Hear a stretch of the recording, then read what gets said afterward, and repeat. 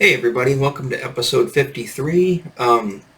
Today's episode is going to be kind of a two-parter episode-ish, because there's a couple of things I wanted to cover, and I don't think I could talk for quite as long as I've been talking on some of these things on the one specific subject.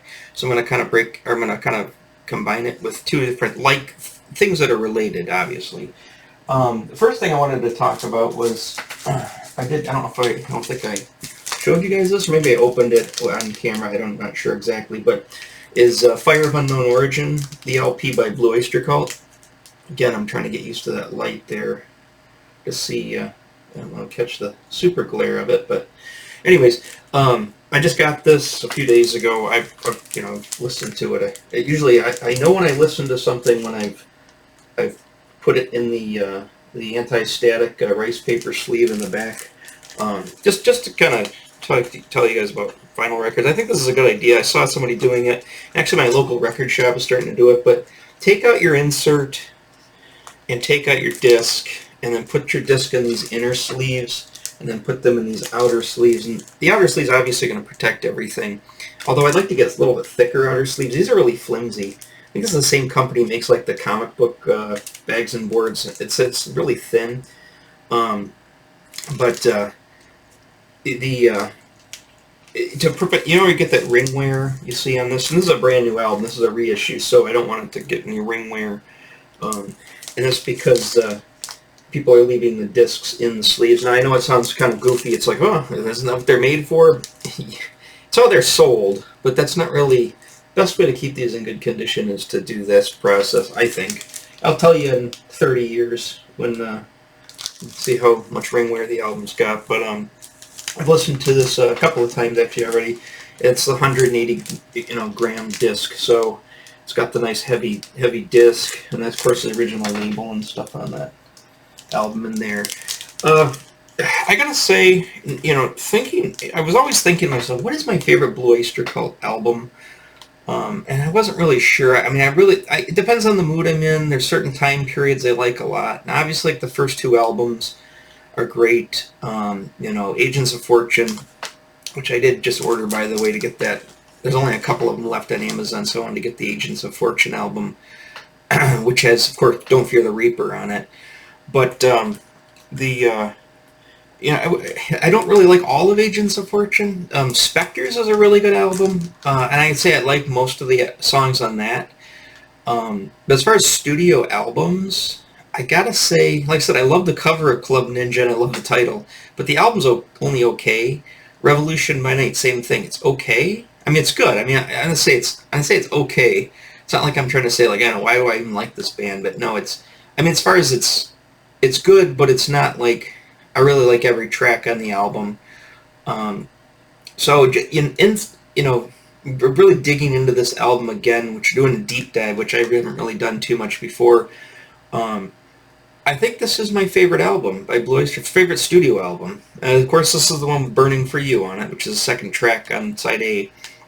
But that's not my favorite song on the album, even though it's probably their most commercially successful song, next to "Don't Fear the Reaper." I think my favorite album songs in this album. I love "Soul Survivor." I love "Heavy Metal Black and Silver." I love the title track, "Fire of an Origin." But the reason I wanted to talk about this in conjunction with another thing is, of course, is Heavy Metal, the movie soundtrack. I've got it on Blu-ray. I've seen it. I've seen this. This is the Blu-ray copy, so it's a really good copy of it, and I watched it a couple of times. But the reason I want to bring that up is I kind of want to tell you my experience with Blue Oyster, with this this movie, and this album, and including the soundtrack to this album, which I just ordered a few minutes ago.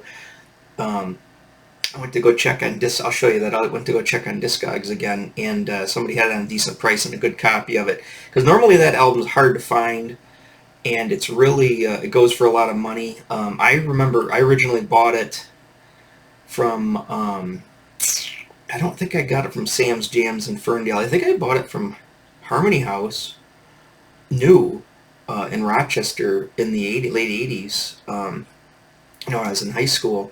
But uh, the reason I kind of relate this album, obviously, is because Veteran of a Psychic War, which is on this album, is also on the soundtrack.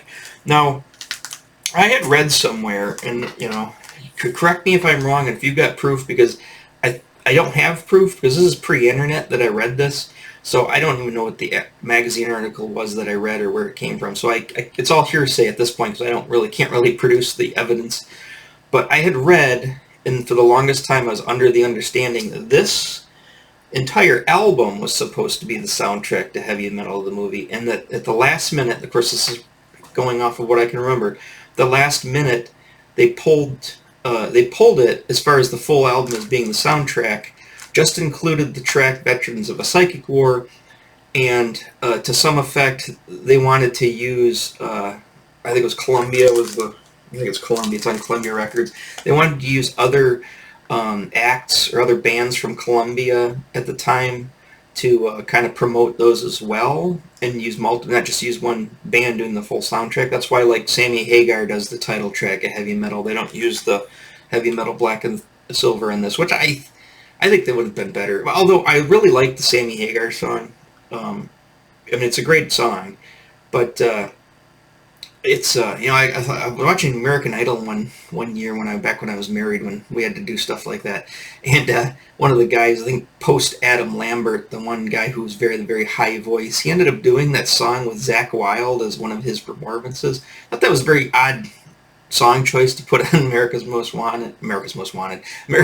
whatever, Got Talent, Idol, Voice, I don't know whatever those shows are called. I thought that was just kind of funny. As I was kind of scratching my head, I was like, really? It's a weird one.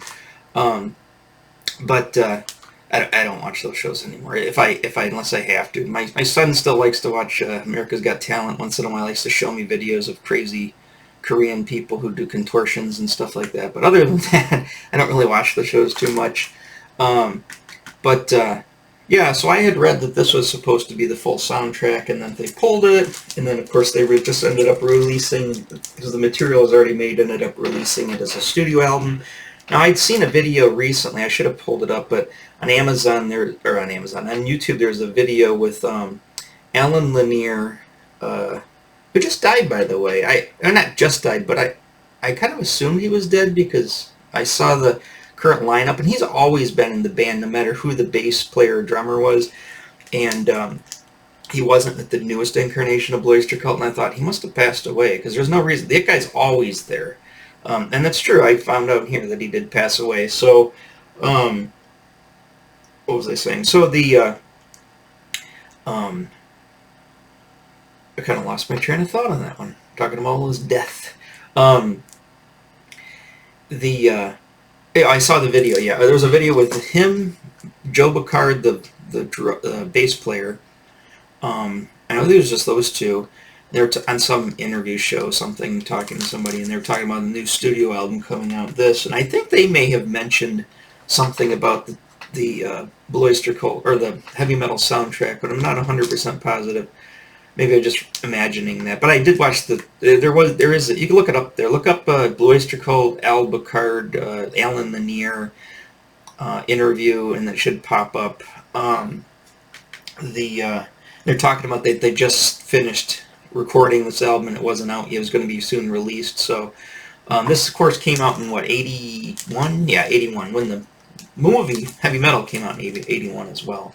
So, and of course, I'm gonna cheat. I'm gonna give you all my facts. I was gonna write down some facts about it, but it's all on the Wikipedia page, and you can just go to the Fire of Unknown Origin Wikipedia page and read it for yourself if you don't want to listen to me talk about it.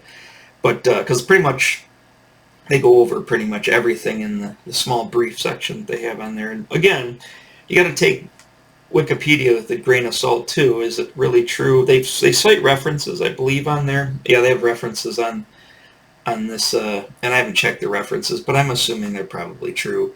But you can't always do that. But yeah, so I'm not going to play any of the album. Obviously, I'm not going to play any of these songs for the most. I'm going to play the trailer to Heavy Metal, the movie, which has music in it, obviously.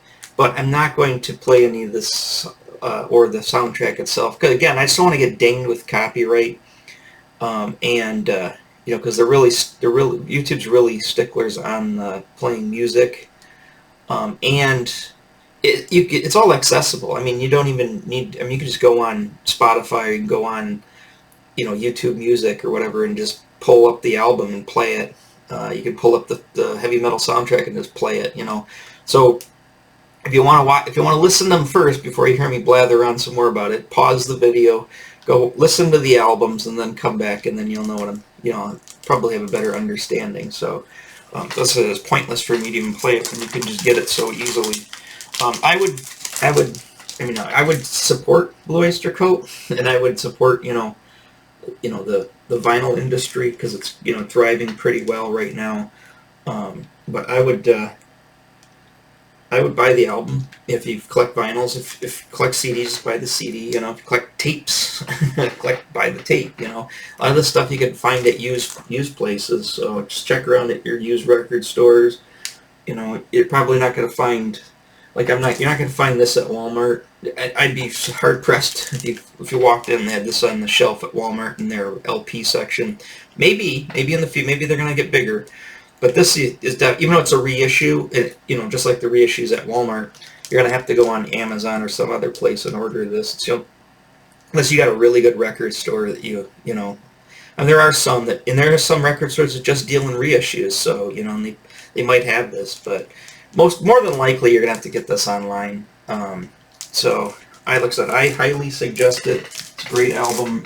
I'm saying now it's my favorite Blue Oyster Cult album, and the reason I also say I showed you this before. Here's the ETI Live, Extraterrestrial Live, and obviously you can see that kind of cultist guy on top there coming out of the spaceship.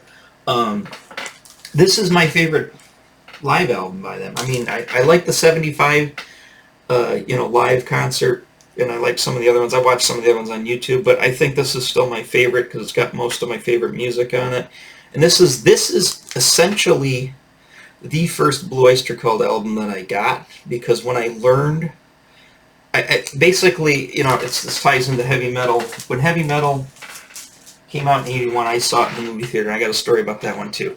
And then they used to play it a lot at on late night Skinamax. I'd look on the cable guide and it would say, heavy metal. It's like 3:33 in the morning on a Tuesday. And so, when I saw that, I think I was up one night at my dad's house and then I ended up watching it. And then I didn't have any blank tapes at the time. We used all the blank tapes. So I remember I was ready for it again, and then I saw it listed in the cable guide, set the VCR, and then I think I ended up, it's weird because one of those things where you set the VCR in case you fall asleep, but I was so charged up to see the movie again. Now, we're talking, this is like 1986, 87. I was so charged up to see the movie again that I ended up just staying up and watching it, and then I think I waited to see if the thing was going to engage that I did it right, because programming VCRs for some reason were like programming, NASA satellites. It was very hard to do. It seemed very straightforward, but I screwed it up so many times trying to do that.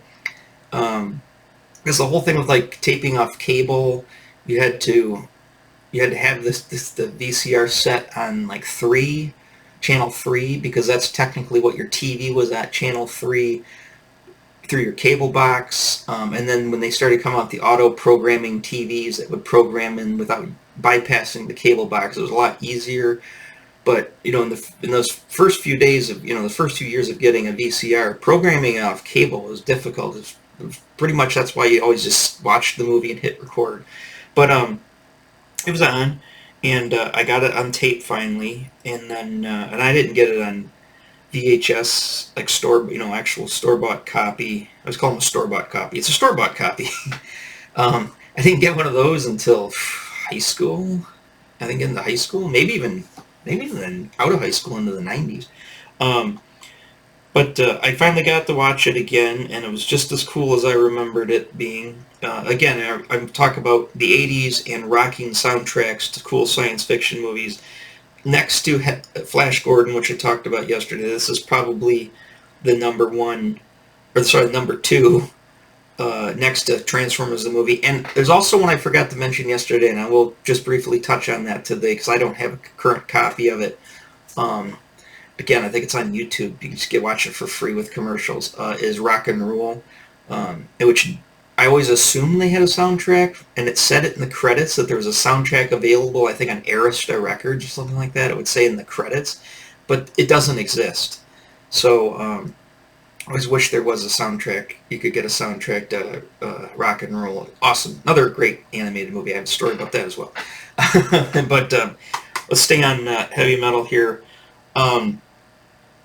Yeah, so first thing I'm going to do is I'm going to click over and I'm going to read you a story. I'm going to talk about the Fire of Unknown Origin album here with on Wikipedia. I mean, you can look this up on Wikipedia. Just look it up and find it yourself.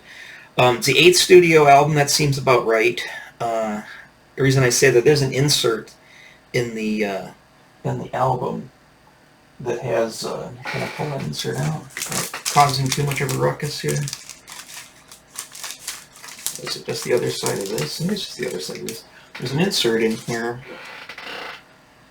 that has the studio and the live album. So the first album being Blue Oyster Cult and Tyranny Mutation, Secret Treaties, which I actually did find. I should pull that up, but I did find Secret Treaties on at my used bookstore, at my used record store, on the original copy for like $4, and it's flawless. Cover's a little yellowy, but and still pretty flawless, and not even a lot of ring wear on it. There's On Your Feet or On Your Knees live album. What do you call it? Of Agents of Fortune, Spectres, Some Enchanted Evening, Mirrors, and then Cultosaurus Erectus. So I guess that's 1, 2, 3, 4, 5, 6, 7. Yeah, so that would be this album. So this is the 8th. I don't know why I had to prove that to you. I just remembered I had this thing that came with the album. I just thought that'd be kind of neat to show you. And it's pretty cool. I like that. It's on the back side of the insert here. Now this isn't a sleeve. This is just an insert, so it doesn't have the lyrics in it or anything, which I think is kind of weird. This did come with like a black paper sleeve, but I don't throw those away. I save those, but I took it out to put in one of these specialty sleeves. But yeah, going back to the album here. Let's see, yeah, 8th studio action by American Rock, Blue Oyster Cult, blah, blah, blah, June 22nd, 1981. I believe my parents were still together at that point. I know they were still together that summer, because that's the summer I went to Disney World with my dad for the first time. Again, there's a lot of things that were just blowing my mind at the time, at this specific time, and the family was falling apart too, so it was kind of a weird time for us. Produced by blah blah blah blah. Yeah. So it included the top 40 hit "Burning for You," with #1 in the Billboard chart, rock album charts. It's true. It represented a resurgence of the group's commercial standing after 2 albums with disappointing sales. Yeah. So after Agents of Fortune, they weren't really doing so hot. I mean, Spectres wasn't a huge hit. Mirrors was probably my least favorite album. Is Mirrors, and then they knock it out of the park with this one. Became the band's highest charting studio album on Billboard 200, peaking at number 24. Fire of Unknown Origin would be the final studio album featuring the band's original lineup during the subsequent tour. The band fired original drummer Al Bacard. So the Bacard brothers, Al on drums and Joe on bass. I think I read this also pre-internet in a magazine. They're talking about, actually I don't think it was magazine, I think it was the liner notes of an import from the 1975 concert, and they were mentioning the live albums, the studio live, or the commercial live albums, and then they're talking in this import, this little booklet that came with it, and it said, which I got down at Harmony House Berkeley, if you remember Harmony House Berkeley, on Woodward, just outside of Detroit in Berkeley. That was where you got all the import CDs. Most of them came from Japan, but it was talking about that they fired Al. I think basically he quit too. He got in a big fight with them during a tour, during this tour here, which is not until the 80s, and then they had to get a replacement drummer on tour to fill in the gap. And I think that replacement drummer either stayed and became their new drummer, or just finished the tour and then they got a different drummer. I can't remember exactly on that one, because it is a different lineup for Revolution by Night and then Club Ninja.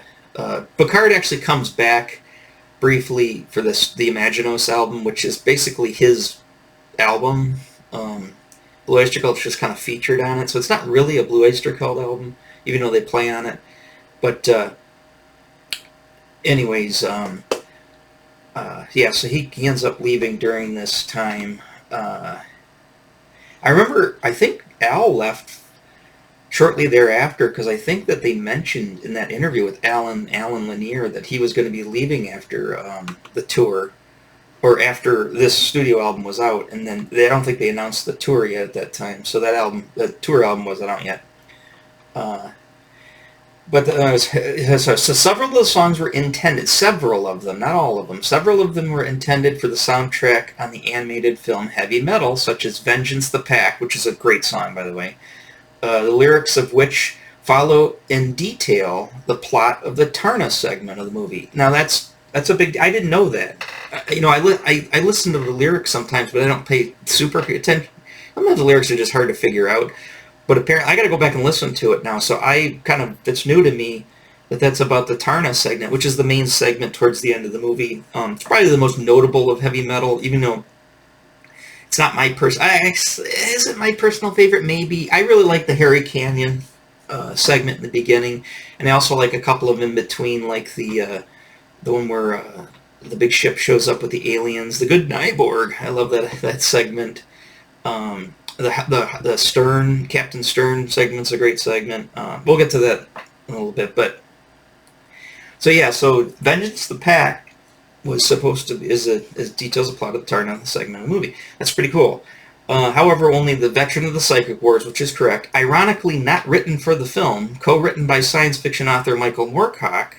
So that's interesting. I didn't know that either until I read this. I know who Michael Moorcock is. He writes the Elric series, and I know he worked very closely. Actually, he was in Hawkwind, the band, for a while, when they did the Stormbringer, the Black Blade, album and tour. He actually went on tour with them, so I didn't know. I knew he, and I know that Blue Oyster Cult on Cultus Resurrectus did Black Blade. Now, I think that might have been co-written. I don't know that for a fact. I'd have to go back and look at that myself. But I didn't know that Michael Moorcock was part of this Veterans of the Psychic War. It makes sense. It's a very Jerry Cornelius, Moorcocky kind of, Elric-y song. Now that I think about it, the whole Psychic Wars. So it makes sense. But I didn't know that, and so. Yeah, it's cool. So and they said that was not written for the movie, and that was the one that they chose, which is interesting. That's also in the scene in the movie where the science, like the futuristic diggers or whatever they are, archaeologists. They dig. I don't know if they're archaeologists or they're just construction workers, but they end up digging up the Lochnar, and that's when they're playing the Veterans of the Psychic War. And that, like I said, that was my first. That's what keyed me off. Heavy Metal the movie. Sorry, let's go back to. So, Heavy Metal the movie. When I was like, who is that singing that song? And then I looked in the credits and it says Blue Oyster Cult, and I had heard of Blue Oyster Cult. Obviously, again, I didn't know that they were the ones that opened up for Kiss when my dad and I saw Kiss back in 1979. It could have been 1980. I think it was 79 or 80. I can't remember. It was the concert at the Silverdome. I don't know if anybody remembers that. I was old enough to remember that. I was there with my dad, and I vaguely knew of Blue Oyster Cult. I saw them in concert, and just like when I saw a Russian concert with my parents, and I didn't, for the Exit Stage Left tour for Out of Moving Pictures, I didn't really know who they were because I was young. But so anyways, yeah, that song keyed me off, and this like 86, 87. And then I learned, it is by Blue Oyster Cult. And then I was looking up Blue Oyster Cult albums at the local music store, and then I think I ended up getting the soundtrack to the movie on LP, same one I just ordered. Um, and then I forgot and then my first Blue Oyster Cult album. Again, I don't think it was Sam. Maybe it was Sam's Jams. So this would have been like '88. I found that live ETI album, and that's so I was like, oh, and it has veteran. It's like a live version of it on it, and that's kind of what started my love of Blue Oyster Cult, because I started realizing who this band was and how it just so. I mean, it pushed all my. They pushed. I've said this 100 times. They push all my buttons. I mean, everything about this band is. I love it. And so yeah, so going into the movie here, or sorry, the soundtrack. And the title track was used in episode 17. I'm assuming they're talking about Fire of Unknown Origin, the first track. First season of Supernatural, entitled Hell House. I have no idea what that is. Supernatural is obviously a TV show. Yeah. I don't know what dark fantasy, blah, blah, blah. It's from the 2000s. Yeah, I never watched that. But it's interesting to know. The album's closing track, Don't Turn Your Back, marks Alan Lanier's final songwriting contribution, which is weird because he stayed in the band forever, up until he died. So that's kind of weird there. I thought he would have written more. Of course, they didn't really have many. I mean, they only had Revolution by Night, Club Ninja. No, I take it back. I mean, they had more studio albums into the late 90s, early 2000s. I don't really like any of those. I'll have to go back and listen to them again just to give them another chance. But I like my band, and this goes for most of my bands, including like Iron Maiden, Rush, and all that stuff. I love. I wanna remember these bands in their prime. Now I saw Blue Oyster Cult live in the early '90s, as I was talking to you before, and they were still sort of, kind of in their prime, and they're still younger. There's nothing more disheartening than going to a concert and seeing these bands old. It really, really, hits you, and it really, the reality hits you right in the gut, and it really makes you think, oh my gosh, people die, and, you're just like going, huh, they're old. You know what I mean? It's like, I'm getting older, and I don't like to be reminded that I'm getting older. I mean, I know it's inevitable. It's just a thing humans just have to deal with, or just creatures, not just humans, animals too. Everything has to deal with, but,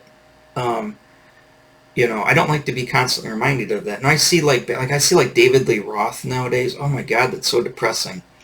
I mean, and not that he's in great shape, and he looks like he's having the time of his life, and he's still, alive and kicking. But I don't, you go back and you look at him in the Jump video, or you look at him, in the, when he did the cover out, the solo album with Steve Vai and Billy Sheehan. You're just like going, that's David Lee Roth. I don't like seeing him, no hair and stuff like that. I don't like seeing, it's like Blue Oyster Cult. I don't like seeing, I mean, what's his face looks fine, Buck Dharma, but Balloon doesn't look the same. He doesn't have the cool giant, fro that he had, the mirrored shades. I think he still wears mirrored shades, but he doesn't look the same. And so I like to remember these bands in their prime, and a lot of times their new music, regardless if it's good or not. Now, most of the time I don't like it, but regardless if it's good or not, I don't like it because it reminds me that it makes me think of them older and out of their prime. Some people say like, oh, Rush's best music is their last few albums. Really? I'm sure there are people. I have a friend that I know would say that, but I mean, I don't know. I think you're either really, really, it's a very subjective opinion, or you're completely delusional, because some of the stuff, I mean, sure, it might be produced better, the technology might be better, but, most of the best music coming out of these bands came when these bands were hungry, when they were starting out, and when they were, just cutting their teeth. That's usually the best stuff. It's raw, it's real, and you can see it. And that they did stand the test of time, which most of the bands that I like did the test of time. I mean, Rush obviously ended up retiring, after Neil Peart died, but, they did stand the test of time, but, most of them, their best stuff was when they were hungry, when they were young and hungry. which is ironic because I don't like listening to new bands because they're young. Does that make sense? It's like now that I'm old, looking at Greta Van Fleet's a good example. People love Greta Van Fleet. I do think that they sound a little bit too much like Led Zeppelin. People argue that they don't. They sound more like Rush. Blah blah blah. I'm not going to get into it on Greta Van Fleet, but when I see those young kids on stage or see them in interviews and stuff like that, for some reason I'm just like I can't get, just like comic book artists. I see young comic book artists. I don't know. I just because they're younger than me. I just call me an ageist or whatever. I don't even know if that is ageism. Is it? Whatever that is. I'm sure it's not. The best way to think, but that's just. It's a knee jerk reaction for me. That's how I think. And when I see that, I'm just like, I see Iron Maiden play live now, and they're so old looking, and what's his face, Nico McBrain just having the stroke. It's just, I don't like that. It takes me completely out of that fantasy world that, I was in for so long as a young person. And, and now that I'm old, I want to go back into that fantasy world, I want to live in that as much as possible. Is that healthy? Probably not. Do I care? No. I do whatever makes me happy. But that doesn't hurt anybody. So that's just how I am. And me being stuck in the past and being, entering the fantasy world of my youth is not hurting anybody. The worst it would hurt is myself or possibly my son. But my son's taken care of, so he's not hurting at all. But I guess that's all I can. Here's the track listing on it too. So you got Fire of Unknown Origin, title track, first track, great song, not the best song on the album, but great song. Burning for You, you know what it is. Not my favorite album on the song, still great song. Bedroom Psychic Wars, it's the album that got me into Blue Oyster Cult because of Heavy Metal the movie. So there's my history with it, and maybe some other people have the exact same. Soul Survivor is one of my favorite songs on the album. I just love it. I love that bass line. Speaking of bass lines, I'm not going to drag this thing over there, but I hooked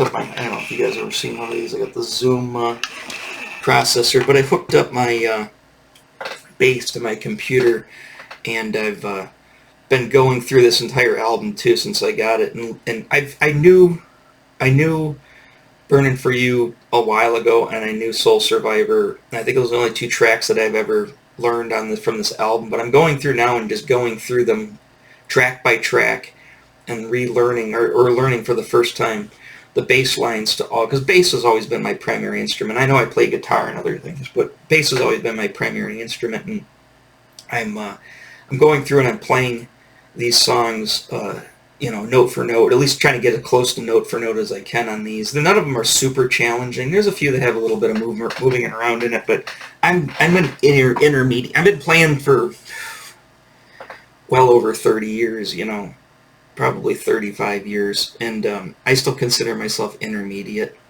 I know I can play songs, I can play with songs, I can play live with people, I've done that in the past, but I'm not one of these crazy, super slappy, virtuoso, insano, chop bass players that are all over YouTube. I'm not one of those guys. I like the songs that I play. If I can play some Rush, I can play some Maiden. There's certain songs that are pretty challenging that I can play. At least do decent. I can bluff my way through most of them. But the reason I like this thing is it's got a very heavy. I built a little pedal board in here, and it's got a lot of. I put a lot of compression and chorus. I don't know if anybody knows about this stuff, but in the 80s. A lot of music was very heavily compressed and very chorusy. And this album, if you listen to this album, you'll hear it. This album's very the bass on this, Albuquerque's bass on this is very chorusy and very compressed. So, but that's about it. There's nothing else. There's not a lot of fuzz on it. I'm not a big fuzz bass player type of person. Even though I love like Chris Squire, who plays with a pick on the bridge. And on a Rickenbacker that's very trebly and and has that high end. I don't personally like to play like that, even though I love his stuff. Geddy Lee just beats the hell. He's super heavy attack on his strings. You know, he uses a lot of gain and drive to get his sound. Again, I love Vandy Lee, but I don't like to play like that.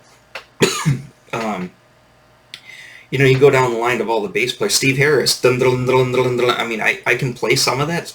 I'm not really good on the triplets with my fingers. And I've played with fingers most of my life. I've just now started playing with a pick more, just because I like the sound of it. And a lot of these players that I've been listening to, they've been playing a lot of these songs on the pick. I would say my playing is more like Roger Waters, Sting, you know, Ross Valerie from Journey, Al Bacard from Blue Oyster Cult. You know, I play. You know, I love. Sorry, I love. What's his face? I'm totally blanking on his name. Adam. What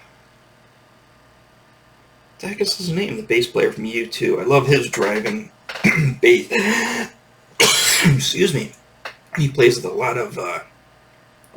He plays a lot of driving, you know, eighth notes with a pick. I love that sound. So it's kind of more my speed on bass.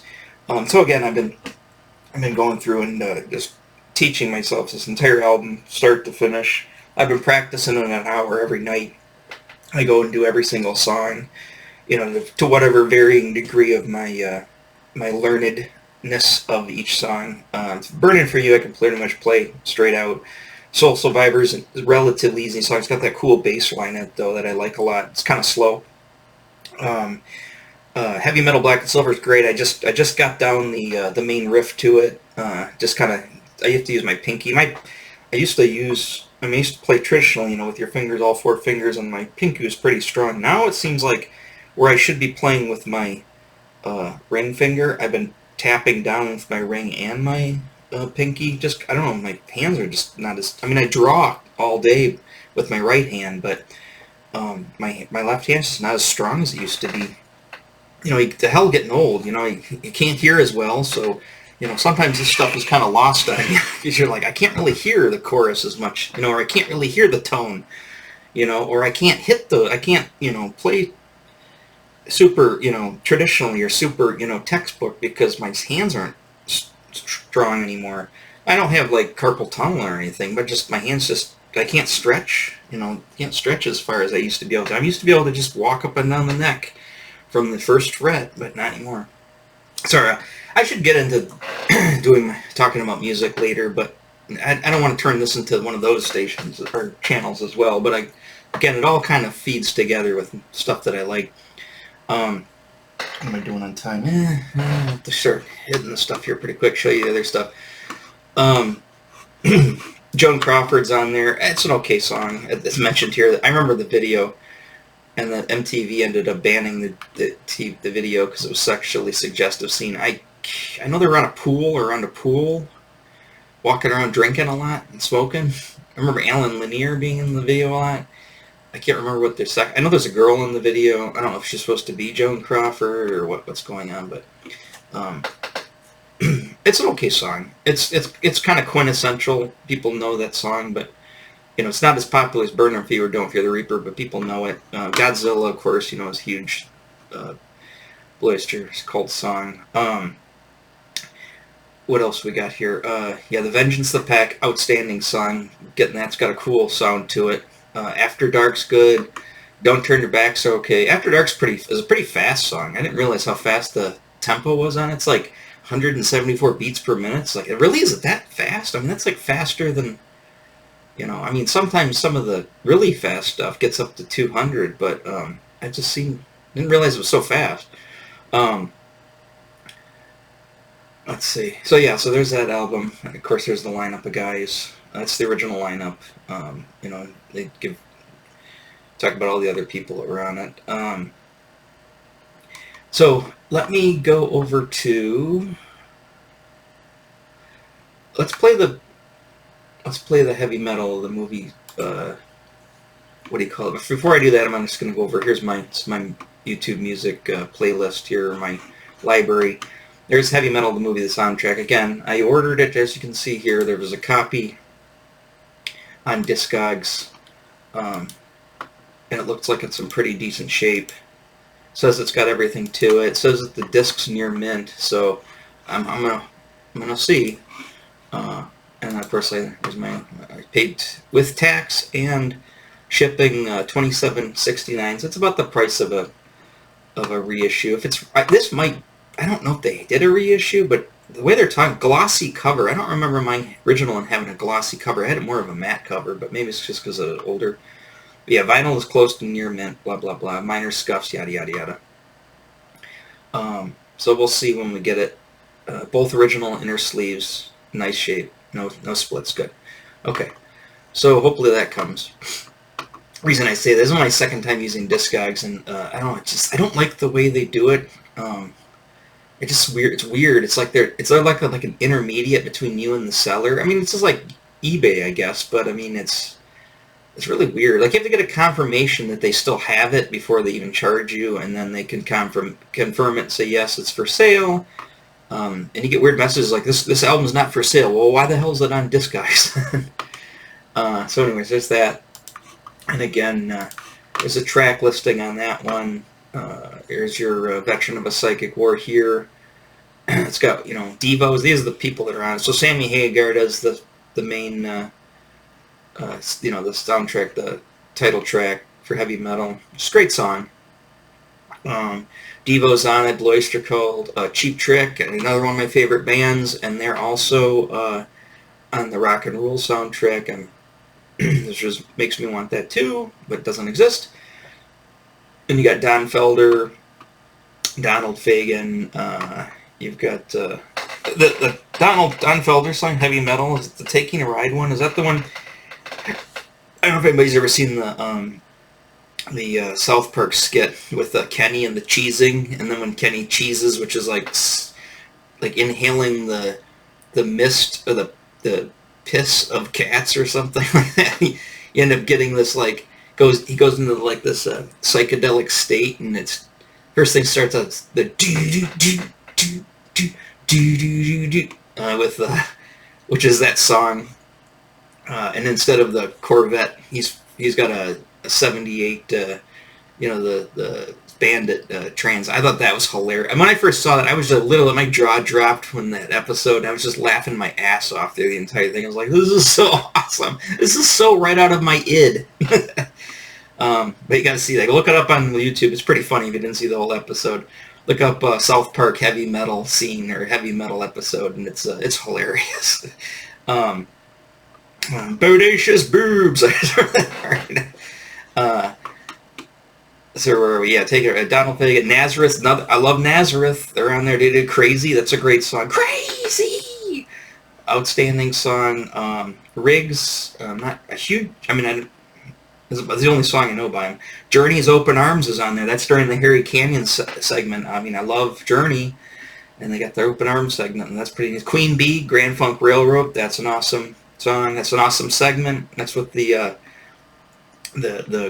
whatever they call them, Gloak or Nyborg, good Nyborg, and more. I Must Be Dreaming, great Cheap Trick song. I think that's during the General Stern or the Captain Stern episode. Mob Rules, Black Sabbath, right off the album Mob Rules, awesome album. Dio singing it, great song that kicks in. I get the goosebumps right now just thinking about that. If you listen to Booze, I can't sing very well, but.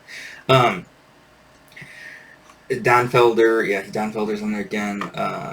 Trust, that's a great song by Trust. It's prefabricated, and of course Stevie Nicks does Blue Lamp. That's a great song too. So this is an outstanding soundtrack. Probably I would say the soundtracks of the 80s to rock and sci-fi movies. I would say most people are going to say Flash Gordon's number one. And I think that is because that's an actual soundtrack, because Queen wrote the score too.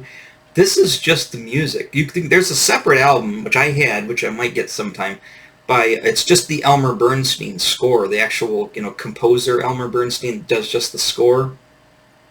That's a separate one. So, that technically is two different albums. But this one, I would say for me, it's probably my favorite of all of the 80s rocket sci-fi soundtracks. I think, you know, Transformers the movie is just, it's an awesome one too. I think I like this one a little better just because it's a little more me. Transformers the movie's great and I love it, but it's, I'm more of a heavy metal kind of person, and not just the genre of music, but just like the magazine, which I should do a whole episode on just the magazine as well. I don't know if I do one on that yet. I don't know, maybe I did. I don't know, I have to go back and look. I know I did like Starlog and whatnot, but yeah. So this is a great album. Sure, kicking the time here up here pretty good. I probably got about 15 more minutes to hit an hour. So let's go ahead and let's just play the trailer to Heavy Metal. This is like, I don't know if this is their theatrical trailer, but because the guys sound, I think this is the trailer that they played on like cable when they advertised it.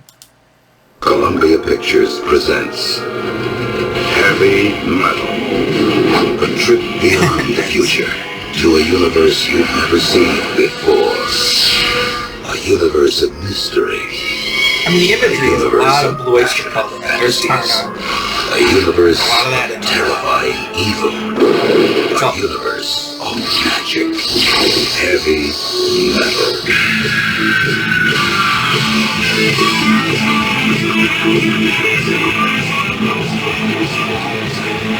It's the title song. That almost looks like the Imaginos cover by Blue Oyster Cult.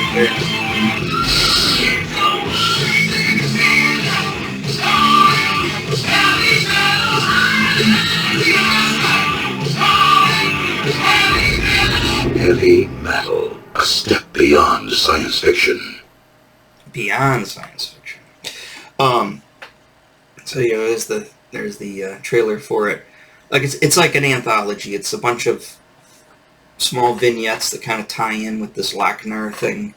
I think it was a great movie. The Heavy Metal 2 sequel done by Kevin Eastman back in like the late 90s, early 2000s. That sucked. I don't know why they just didn't try to do something like this, but this movie, a lot of people dig on, look, the animation's so bad, blah, blah, blah. Everybody's got their problems with this one. It's stupid. It's, whatever, what's the word when you hate women? It's misogynistic, it's blah, blah, blah, it's blah, blah, blah, whatever, get off your high horse. It's just a fun, good movie, and obviously it influenced a lot of my life, and, it's the reason I love Blue Oyster Cult. It's the reason, the magazine itself, there's lots of instances I had where that kind of shaped my life, and, and the art that I do, a lot of stuff, a lot of people who know me, have known me for a while, they know, Heavy Metal magazine, and the movie, and Blue Oyster Cult, and all this stuff, it's in my DNA. It's, it's my, everything that I do, has a little bit of a tinge of that, and so, maybe not the current stuff that I do, but definitely for a while, a lot of the stuff, especially in the 90s, when I was in my 20s, a lot of the stuff that I did. Yeah, so there's that. Now, my story with Heavy Metal, obviously you saw some risque stuff in there, and it's a rated R movie, and the thing is, that kind of blew me away as a kid, and so it's 1981. I want to say it came out, and I don't know what the date is. I think it came out, it had to have come out, what, did it come out on my birthday? I don't think it was my birthday per se, but I wanted to see this movie, and it was a cartoon, it was an animated movie, and my dad's like, all right, let's go see it. And I said, well, can my friends come see it? And he said, I guess. I don't think it was my birthday. I don't think this came around, in July. Maybe it did. But we went to see this movie, and I remember calling my dad, having to talk to like the mothers and stuff. Like, what is he going to see? It's a movie called Heavy Metal. Oh, what's that? That sounds blah blah blah. Right. So already there's a problem. So we go to the movie. And then that first opening scene with Harry Canyon, and the girl pulls off her clothes and her giant tits end up popping out. My dad's like, what the hell? And he looks over at me and just gives me that look. And my friends are like, this is awesome! Your dad's awesome! Here we go. And so, anyways, there was some issues with that. A lot of angry mothers and a lot of people not being able to hang out with me or going to see movies with me for a while. There's a lot of that going on. And then we ended up. Then my dad was already falling apart because of the divorce, and then we ended up going. Just him and I and my uncle Bob ended up driving down to Florida to go to Walt Disney World, and that was a headache that blew my mind too. And then all this stuff happening at the same time. It's not a good time. Yeah. So I just remember that I was mentioned rock and roll here. I don't know if anybody remembers rock and roll. Here's the Wikipedia on it. This came out in 80. I wanted to make sure because I know this came out afterwards, but this came out in 83, August of 83. I mean, that was the summer of Return of the Jedi for me, and I wanted to go see this too, and I saw the preview for this, and my dad goes, "This better not be like that other movie, that other cartoon movie you made us go see and got in all this trouble with." I go, "I don't think it is. It says it's PG. I believe it's PG. It didn't. I mean, it had. I think somebody said like shit once, and it's barely any swearing in it too. I mean, it had some suggestive stuff, but nothing like heavy metal." I just went to see it with. My dad. This is one of those movies. My dad was like, I can't take these movies. I think he did end up dropping me off to see this by myself. And I want to say I saw it at. I want to say Winchester, but it might have been at Hampton. I know we saw Jedi at Hampton that summer. What? August, yeah. So Jedi was out of the theaters. I don't know if I did. I don't know if we saw it at Hampton. It might have been Winchester. I mean, the Hills was downtown Rochester was gone by this time, so I know it wasn't there. I don't know. I don't know exactly which theater I saw this in, but I did see it in the theater. And the reason, why I discovered this movie was we'd gone up to Meadowbrook Mall, and they used to have a drugstore on the corner. I think it was called the Corner Drugstore at Meadowbrook Mall. That's all gone now. It's a giant Ritchie town center. But anyways, there was a drugstore there, and I remember my dad wanted to go in and get some, always getting his booze. So he's like, I run into the corner store because we're just getting out of the mall. I said, okay. So I walked over there with them, and they had a spinner rack of comics, and which incidentally is the same store I bought G.I. Joe #1 at. But they had this on the rack, and I was like, what is that? Dad, can I get this comic? All right, fine, just throw it up there. And so I got this comic, and I went home, and it was one of the what do you call it? I should pull this. I'll do an episode on this because this I think movie also deserves, and I think I should do a little bit more on heavy metal. Although I guess I did tell all my big stories, but this one, I've got a digital copy of this. I've got one in thrift books my wish list waiting for it to come in. I've had it twice. I had that original one, and then I got it again in like the early 90s down at Time Travelers. I found another copy of it down there because I didn't know what happened to my older copy. But in the back of that movie, in that book, it was the movie, the Marvel special editions or special movie magazines or whatever they're called.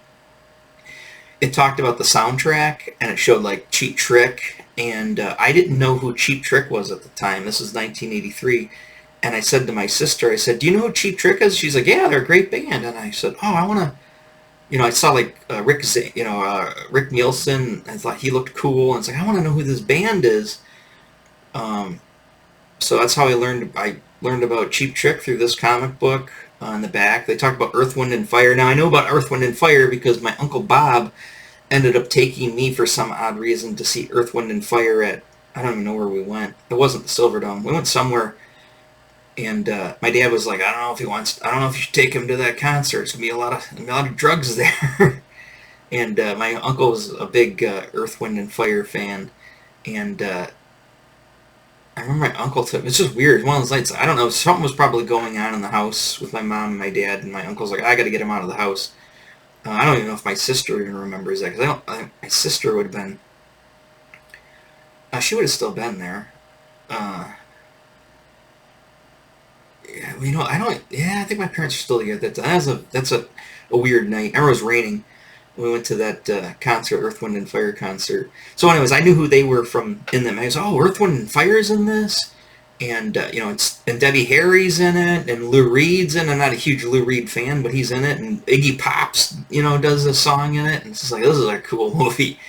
Um, and it's still cool to this day. I mean, that's another one that stands up. It's a great animation. Canadian company did the animation. I don't think they've done anything really since then. I think they did Fern Gully. I don't know if you remember. That had a David Bowie soundtrack. That was in the 90s. But I think that's the only thing I remember them all doing is Fern Gully. But yes, Canadian animation company. It is a very Canadian-esque movie. It just seems very Canadian. But like I said, it's got that Rush, it's got that Journey, it's got that Blue Oyster Cult, that Cheap Trick, that Debbie Harry. It's got all of that stuff, all that DNA of those bands, and that scene. That's like the kind of it's the rock not rock, kind of like alternative before alternative was rock, but it was also like cutting edge stuff. And then this is all cutting edge like animation and everything, and these cutting edge movies, and just throwing all that stuff in there. I mean, they don't make movies like. I mean, I know everybody says this about everything. They don't make cars like this anymore. They don't make spoons like this anymore. You know what I mean? But it's true with this. They don't make movies like this anymore. And every time they try, it's so, like I was saying in the other video, it's so self-aware and meta, and it becomes, it's like it's almost like a parody of itself, where they're like, I was like, are you guys just like this stuff ironically? Or do you really like the stuff? It just comes off with a very douchebaggy kind of way that whenever they try to make anything like that nowadays, because it's like, and it's like the people who make it are young or young-ish, and they weren't alive during this stuff, and so they, this used to be cool in the '80s, and I love the '80s, although I was one, you know what I mean, or not even born yet, and suddenly it's cool and hip. You're a hipster if you like this stuff, and it comes off very douchey and very just rubs me the wrong way. Say what you will about my opinion, but that's the way I feel about it. So again, it seems hard to make this stuff nowadays, and if you're gonna make this stuff nowadays with modern music, I mean, I know they put modern songs in Disney and movies and stuff like that. Modern hits, Justin Bieber, or whatever. Taylor Swift, or you name it. It just doesn't have the same feel, because the music doesn't have the same feel, and the storytelling doesn't have the same feel. It's just, all this stuff was just so great. It was made by cool people who were legitimately cool, not just trying to be cool to be cool. These are legitimately cool, vanguards of the time. And again, it's almost impossible to recreate that without becoming a parody of itself. So, I mean, I know the artwork I do is specifically a parody of older stuff, but, I'm not apologetic about it. It is what it is. But the thing is, I grew up with all that stuff. I'm not looking at that stuff, it's not like I'm trying to, say it's like me saying, like, oh yeah, back in the 60s, I wasn't alive in the 60s. So, yeah, sorry. I keep going on a soapbox on a lot of this stuff. But anyways, so heavy metal. Let me go back to I'm going to wrap it up here. So yeah, heavy metal. Great movie. Check it out. I'm sure it's streaming somewhere. I think it might even be on YouTube. You can watch it with commercials, or Tubi. I actually think it's on Tubi. It might be. I don't know. Maybe not. But check that out if you've never seen it. It's a great movie. If you've seen it, you know what I'm talking about. If you hate it, you know what I'm talking about. If you just don't agree with me. Also, great album. I'd say pick it up. Listen to it at least. Like I said, all this stuff's readily available for free online, so just go look for it. What else did I want to say? Yeah, rock and roll. I think I pretty much covered. I mean, I'm going to probably do a Transformers the movie soundtrack. I got to get the soundtrack at some point. Luckily, I'm getting the heavy metal soundtrack, but the Transformers movie soundtrack is a little bit more of a pain in the ass to get. That one's going for crazy money, and it's hard to find. There's a lot of them on Discogs, but there's a lot of them that want a lot of money for them, like 60, 70 bucks. I don't think I'm going to get lucky and find it in a used record store, because I think most used record stores are savvy to it, for the most part, I think. You know, by chance I could find it for cheap, and would it be in a good copy? Who knows, you know. But yeah, I'll probably end up doing the Transformers the movie thing. I've got a lot of those Transformers the movie Transformers too, so I kind of want to incorporate those into that episode. But yeah, so we didn't have any technical difficulty today that I know about. Looks like it's still recording. Looks like I'm on the right screen. So hopefully it all comes out pretty well. Again, I apologize for the last two episodes. They're all kind of, you know, chopped up. So all right. So tomorrow I'm probably gonna. I still want to do that Lum episode. I'm just not in a, even though I watched all those episodes with my son, and you know, I got the comic there. I'm not really in an anime mood right now. Even the anime I like, I've got that one Dirty Pair comic that's still coming, number 5. So I have to finish that and finish watching all those videos around there. I don't know if anybody watched any of those. Not just my video, but the actual videos that are on YouTube. Those episodes. It's not really that. I'm still in a, I don't know. It's been in a very different mood lately. So, like I said, I'm still in the middle of my work week. So I'm also my brain's kind of on my work too as well. So that always takes a lot of bandwidth. All right, so I've hit an hour. So let's stop it here, and I will catch you guys tomorrow. Bye bye.